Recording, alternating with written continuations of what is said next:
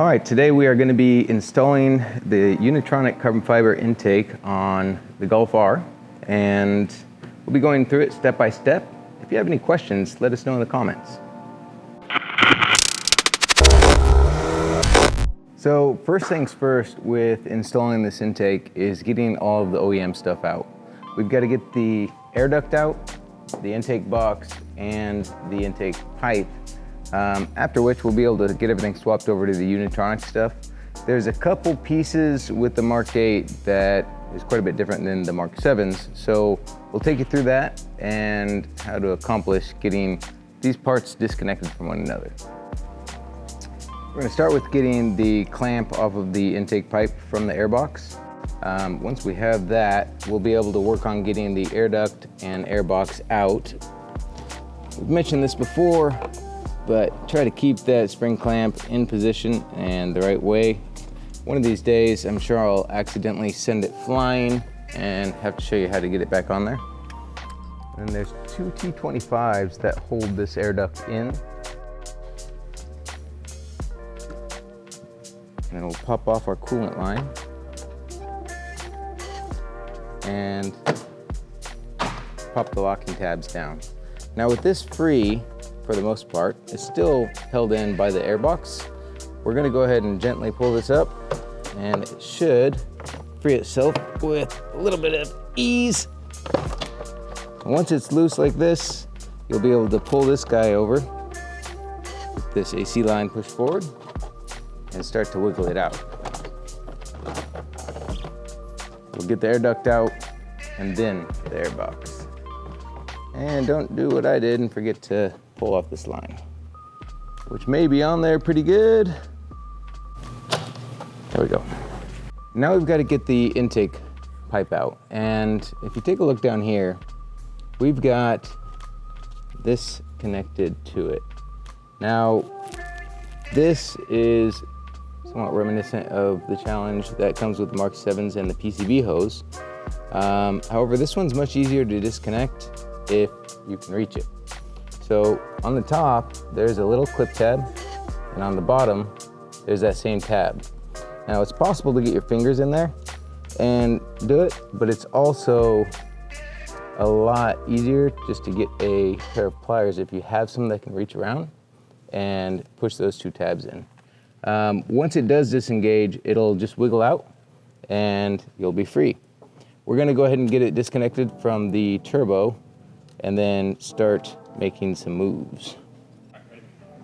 So for the intake hose, it is held on with a clamp that uses a 7mm socket.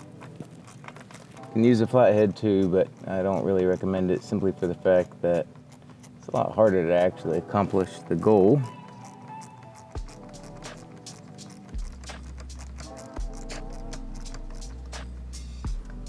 Now we've got that loose, and we've got some flex in this hose, however, there's not a whole lot. So I have disconnected it from its retainers so that once we do get this pipe off, we've got a little bit of flexibility, and then we can work on getting it disconnected. So this guy will come right up, and now we can get in here and push these two tabs, wiggle it, and it'll come right off. All right, so we're gonna get some things prepared to go in. What we just did was take off that connection, which is gonna be replaced with this. This will be our new adapter, rather than using the OEM hose there. We'll get this put on, and then we'll put the clamp on, but not tighten it down all the way, because we'll still wanna be able to clock this to the position that best fits the pipe. There are 3 clamps that come, 2 are the same size, 1 is very small, and it goes right here.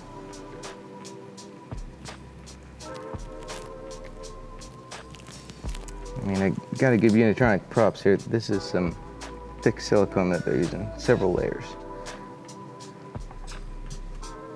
Almost looks like 8.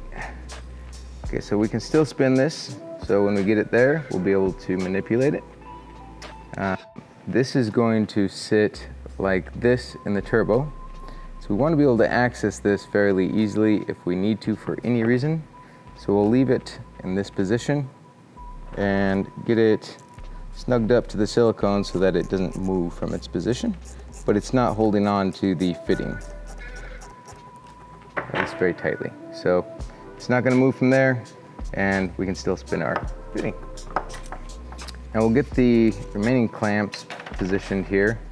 And again, you wanna put them in a way that will make it easy for you to tighten these up, because if they're clocked in the wrong position, it can be a real challenge.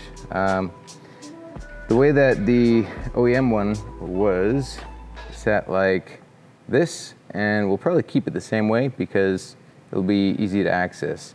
It could be put like this too, but depending on the length of your tool, it might get in the way. So now we've got this on.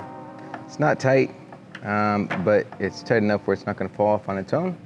We'll do the same thing to the other one. I have a way of doing things, and I like to put the clamps the same way along the entirety of the pipe. So we'll put that at the same location on the same side, and we'll rotate it so that it's at the ideal position once it's ready to be tightened down.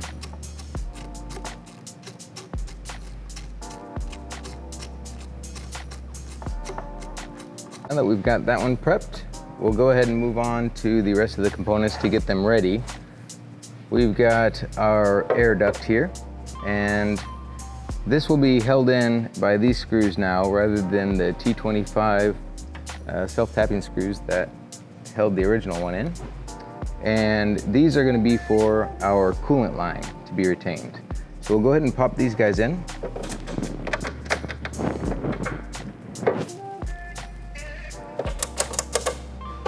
And now they'll be held in place. And that is all we have to do with this guy. Then we'll move over to this. So for our air box, there's a couple of things that we need to do. First, we've got to put the gasket on the front. This really is just to prevent scratching, but it also helps seal up the airflow. It should go around the entirety of it. For best appearances, go ahead and put the seam on the bottom.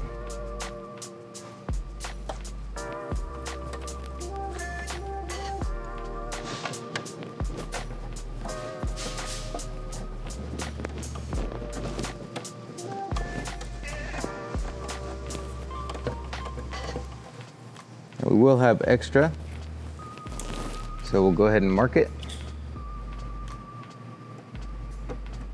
And we can cut it off there.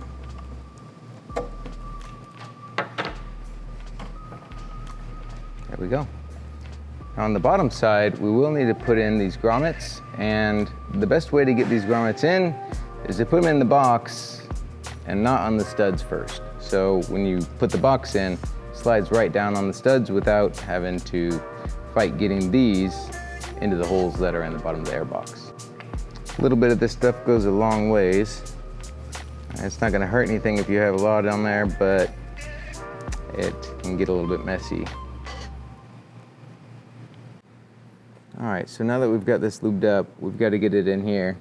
And as you can see, with it being on the stud, that could be a bit of a challenge. So now that we've got it lubed, we'll go ahead and start pressing it in, give it a little twist, and it will pop right in there. The next one's gonna go over here. And finally, this guy here. This one may be the most difficult. That guy's not coming out of there. And definitely would not go in there if it was on the stud first. So 100% put it on these first. All right, so we've got that all set up. And now we can work on getting the new hose in place and getting everything tightened down and this fitting clocked properly. So we'll wrap this in behind this vacuum line and gently get it onto its pipe here. Now with it seated on the inlet pipe, we can get a good idea of where everything is supposed to be. And you take these and put them back in their cages. Come down here and we'll rotate this guy back a little bit more so that we can get it right there. And we'll verify that this is still lined up good. Get everything into their positions, and you should be able to just wiggle it in, same way it came out, and get it to clip. There she goes. Didn't make a loud click, but it made a click. So it's in place, everything is in the right position.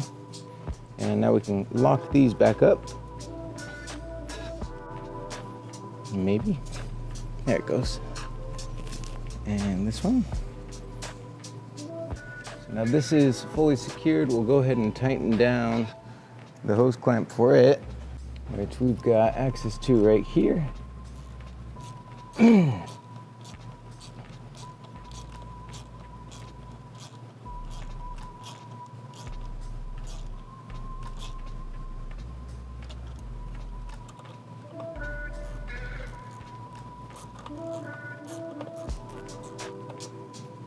Keep it on there, that'd be good. There we go.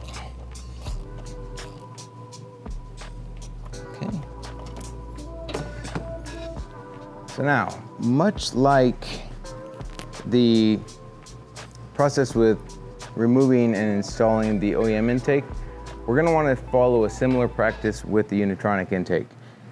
It's going to be much easier to fit together, but we'll still have to have the air duct going into the intake box, and putting it together is easiest with everything kind of loose. So we'll go ahead and get the air duct put in here loosely, and it should fit a little bit more easily. I don't want to speak too soon, than the OEM one. So we've got it lined up at the mounting tab there and there, so we are in the right position for the most part. We'll move the hose in front of it, that's where that will go. Now we're still able to manipulate this, so we'll go ahead and pull this out of the way and get the air box put in. And we can kind of wrap underneath the air duct and get it to fit nicely.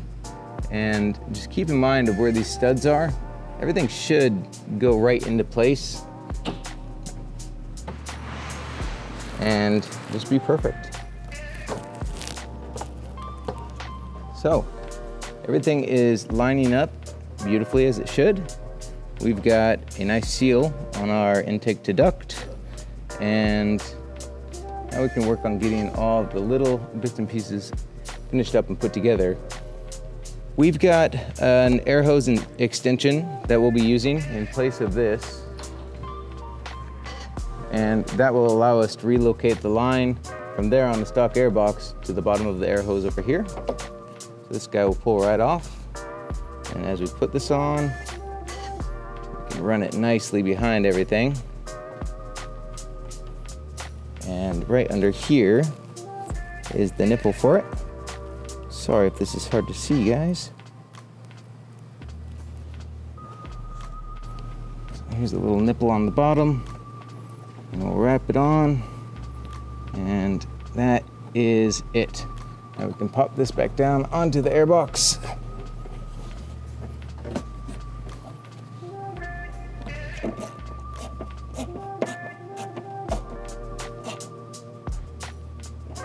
Okay. So we've got the intake hose in along with the adapter, and it is connected to our new air box. Air box is in with the air dam. Now we just need to secure it, and those are going to be with a 3mm Allen. So they've got little washers with them. Let's go ahead and get it lined up where we need it, and we can get these started. And before you tighten it down, make sure to get both of them in. Otherwise, you're going to kind of lock up the whole entire assembly. All right.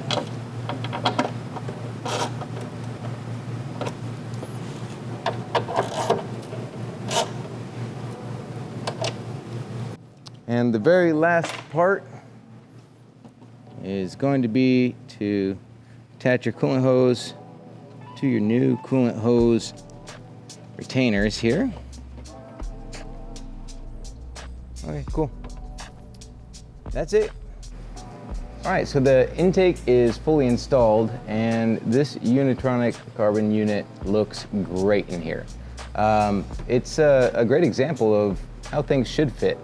Everything went together well, and it looks like it's going to be a real performer. It's got a great amount of capacity within the airbox, and everything being channeled through this air duct is going to help with flow and directing all of the air that's coming through to the intake, opposed to using it to basically pressurize the engine bay.